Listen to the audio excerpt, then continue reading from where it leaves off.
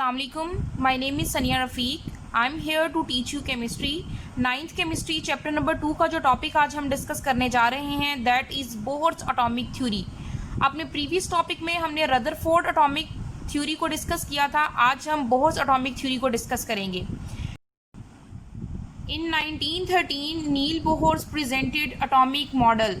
1913 में नील बोहर ने जो एटॉमिक मॉडल प्रेजेंट किया था उसको बोहर्स एटॉमिक थ्योरी कहा जाता है. अब बोहर्स एटॉमिक थ्योरी की बेस क्या है? हमने पढ़ा था कि जो रदरफोर्ड एटॉमिक थ्योरी है वो बेस करती है क्लासिकल साइंस पे, जबकि जो बोहर्स एटॉमिक थ्योरी है वो किस पे बेस कर रही है? It based upon the quantum theory of Max Planck. अब यहाँ पे हमें डिफरेंस पता होना चाहिए. What is the difference between Max Planck quantum theory and classical theory?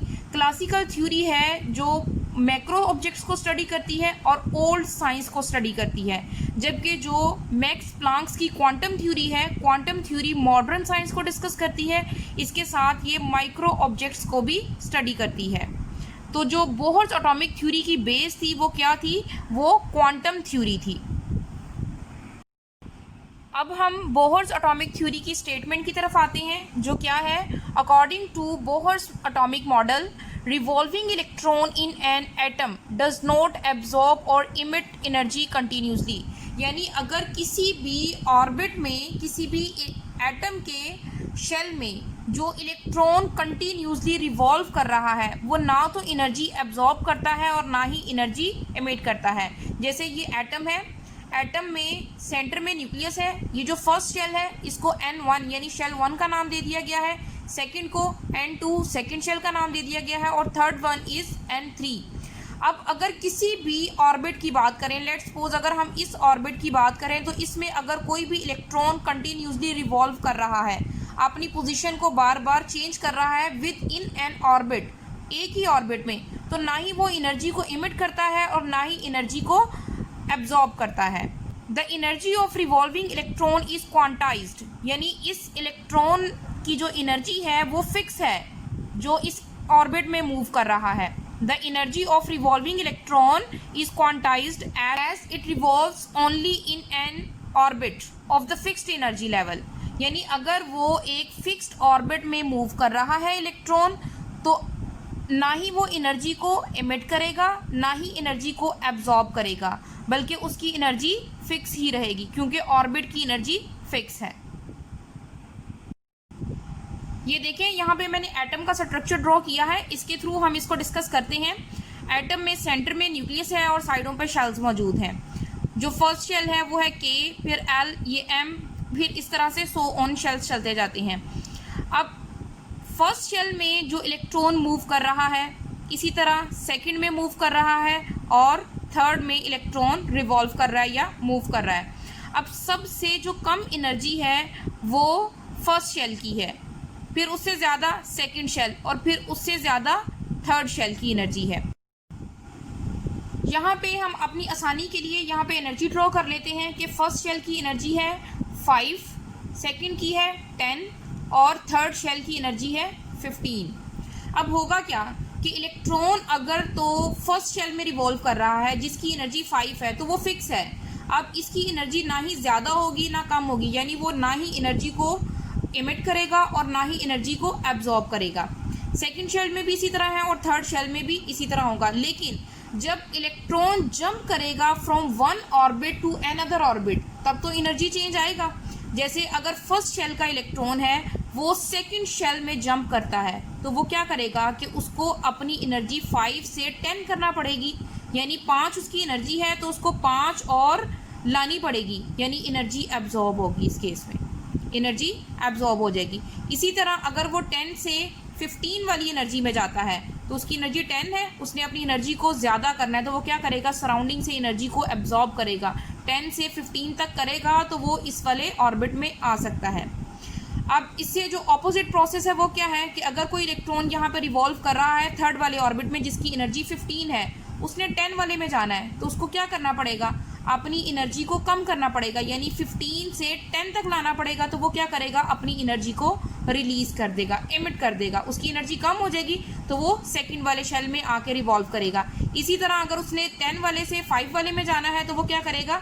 अपनी एनर्जी को फिर रिलीज करेगा, उसकी एनर्जी कम हो जाएगी तो वो इस ऑर्बिट में आके रिवॉल्व करेगा। यानी इससे हमें ये अंदाज़ा हुआ कि अगर कोई भी इलेक्ट्रॉन एक ही ऑर्बिट में कंटिन्यूसली रिवॉल्व कर रहा है तो वो ना ही एनर्जी को इमिट करता है और ना ही एनर्जी को एब्जॉर्ब करता है। लेकिन जब वो एक शेल से जंप करके दूसरे शेल में जाता है तो वो एनर्जी को इमिट करता है या एनर्जी को एब्जॉर्ब करता है। अब ये इमिट और एब्जॉर्ब किस पे डिपेंड करता है कि अगर तो वो कम एनर्जी वाले से ज़्यादा एनर्जी वाले में जा रहा है तो उसने क्या करना है, एनर्जी को एब्जॉर्ब करना है, और अगर वो ज़्यादा वाले से कम एनर्जी वाले ऑर्बिट की तरफ जा रहा है तो उसने एनर्जी को रिलीज़ करना है। यहाँ पे देखें मैंने ड्रॉ भी किया है कि अगर वो सेकंड से थर्ड शेल की तरफ जा रहा है तो इसमें क्या होगा, कम एनर्जी लेवल से ज़्यादा एनर्जी लेवल वाले शेल की तरफ जा रहा है तो वो क्या करेगा, एनर्जी को एब्जॉर्ब करेगा, इसमें एनर्जी एब्जॉर्ब होगी। और एनर्जी कहाँ से एब्जॉर्ब होगी, सराउंडिंग से, एनवायरनमेंट से। इसी तरह से अगर वो ज़्यादा एनर्जी लेवल से कम एनर्जी लेवल की तरफ जा रहा है तो वो क्या करेगा, अपनी एनर्जी को रिलीज़ करेगा।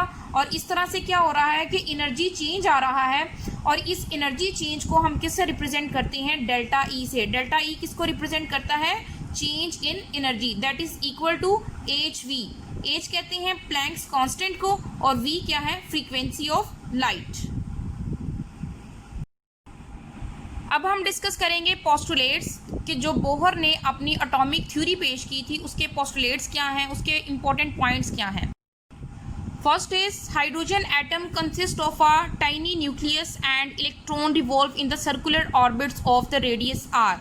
यानी एक हाइड्रोजन एटम है तो वो एक टाइनी न्यूक्लियस पे कंसिस्ट करता है और उसमें न्यूक्लियस के बाहर एक ऑर्बिट मौजूद होता है in the form of circle, उसका रेडियस आर है, उसमें इलेक्ट्रॉन रिवॉल्व करता है। Second is each orbit has fixed energy, यानी हर ऑर्बिट की एनर्जी फिक्स होती है। एटम में न्यूक्लियस के बाहर बहुत से शेल्स या ऑर्बिट मौजूद होती हैं जिनकी एनर्जी फिक्स होती है। तो फिक्स्ड एनर्जी की जो टर्म है उसको हम क्या कहते हैं, क्वांटाइज्ड। क्वांटाइज्ड का मतलब है फिक्स्ड एनर्जी, यानी हर ऑर्बिट या हर शेल की एनर्जी फिक्स होती है। Third is energy is emitted और absorb when electron jumps from one orbit to another orbit. अब ये हमने डिस्कस कर लिया था डायग्राम में कि अगर कोई भी इलेक्ट्रॉन अपने फिक्स्ड ऑर्बिट में मूव कर रहा है तो ना वो एनर्जी को रिलीज करेगा और ना ही एनर्जी को एब्जॉर्ब करेगा। But when it jumps from one orbit to another orbit, लेकिन जब वो एक ऑर्बिट से, एक शेल से दूसरे शेल की तरफ या दूसरे ऑर्बिट की तरफ मूव करता है, जंप करता है, तो वो एनर्जी को रिलीज भी करेगा और एनर्जी को एब्जॉर्ब भी करेगा। अब यहाँ पे क्वेश्चन ये अराइज होता है कि अगर कोई भी इलेक्ट्रॉन है तो वो एनर्जी को इमिट और एब्जॉर्ब कब करेगा, when electron jumps from higher orbit to lower orbit. जब वो हायर ऑर्बिट से, हायर का मतलब है जिसकी एनर्जी ज़्यादा है और लोअर ऑर्बिट का मतलब क्या है, जिसकी एनर्जी कम है। जब कोई भी इलेक्ट्रॉन हायर ऑर्बिट से लोअर ऑर्बिट की तरफ मूव करेगा तो एनर्जी रिलीज होगी। And when it jumps from the lower orbit to the higher, और जब वो कम एनर्जी वाले ऑर्बिट से ज़्यादा एनर्जी वाले ऑर्बिट की तरफ मूव करेगा तो एनर्जी को एब्जॉर्ब करेगा। अब कौन सा ऐसा ऑर्बिट है जिसकी एनर्जी ज़्यादा है और कौन सा ऐसा ऑर्बिट है जिसकी एनर्जी कम है। ऐसे ऑर्बिट्स जो न्यूक्लियस के पास होते हैं, यानी न्यूक्लियस से हम कंसीडर करेंगे जो न्यूक्लियस के फ़ौरन बाद वाला ऑर्बिट है वो 1 है, जो फिर उसके बाद है 2, 3, 4, और जो बहुत ज़्यादा न्यूक्लियस से दूर है उसकी एनर्जी उतनी ही ज़्यादा होगी। जो ऑर्बिट न्यूक्लियस के जितने ज़्यादा क्लोज होगा उसकी एनर्जी उतनी ही कम होगी। तो एनर्जी में चेंज आ जाता है जब एनर्जी बार बार रिलीज या एब्जॉर्ब हो रही है, तो उस चेंज को हम किससे रिप्रेजेंट करते हैं, डेल्टा ई से। Delta E is change in energy. अब एनर्जी चेंज किस में आ रहा है कि इलेक्ट्रॉन ज़्यादा एनर्जी वाले से कम एनर्जी वाले लेवल की तरफ जा रहा है, तो हम ज़्यादा एनर्जी वाले को किससे रिप्रेजेंट करेंगे, E2 से, और कम वाले को E1 से। तो E2 माइनस E1, हम दोनों ऑर्बिट्स की एनर्जी को माइनस करेंगे तो हमारे पास चेंज इन एनर्जी आ जाएगा, जो किसके इक्वल होगा, एच वी के। एच यहाँ पे प्लैंक्स कांस्टेंट, वी क्या है, frequency of light. H is the Planck's constant and its value is 6.63 into 10 raised to power minus 34 joule second, और ये हम कैलकुलेशन में यूज़ करते हैं। while the v is the frequency of light. Now the last postulate is orbit has fixed angular momentum. जितने भी orbits हैं उनका एंगुलर मोमेंटम फिक्स होता है। एंगुलर मोमेंटम किसके इक्वल होता है, mvr के, that is equal to NH/2 pi. अब यहाँ पे n क्या है, n is shell number. n किसको रिप्रेजेंट करता है, शेल नंबर को, ऑर्बिट नंबर को। अगर वो शेल नंबर 1 है तो यहाँ पे हम 1 कंसिडर करेंगे, 2 है तो 2 लिख देंगे, फिर 3 है तो 3 आ जाएगा, यानी it's value is natural number 1 2 3 4 and so on. While the h is Planck's constant, 2 is constant and pi की वैल्यू होती है 22/7। तो वैल्यूज़ यहाँ पे हम पुट करते हैं तो हमारे पास एंगुलर मोमेंटम आ जाता है किसी भी ऑर्बिट का। बोहर के एटॉमिक मॉडल से हमें ये पता चला कि एटम के न्यूक्लियस के बाहर सर्कुलर ऑर्बिट्स मौजूद होते हैं। उन सर्कुलर ऑर्बिट्स को हम शेल भी कह सकते हैं, एनर्जी लेवल भी कह सकते हैं और ऑर्बिट भी उनको कहा जाता है। यानी ये शेल के 3 नाम हैं, हम शेल भी कह सकते हैं, एनर्जी लेवल भी कह सकते हैं और ऑर्बिट भी कह सकते हैं। और इन ऑर्बिट्स की एनर्जी फिक्स होती है। हर ऑर्बिट जिसमें इलेक्ट्रॉन रिवॉल्व कर रहा है उसकी अपनी एनर्जी है और वो फिक्स है, और जब वो जंप करके दूसरे ऑर्बिट में जाता है तो उसकी एनर्जी चेंज हो जाती है। This is all about the Bohr's atomic theory. Thank you very much. अल्लाह हाफिज़।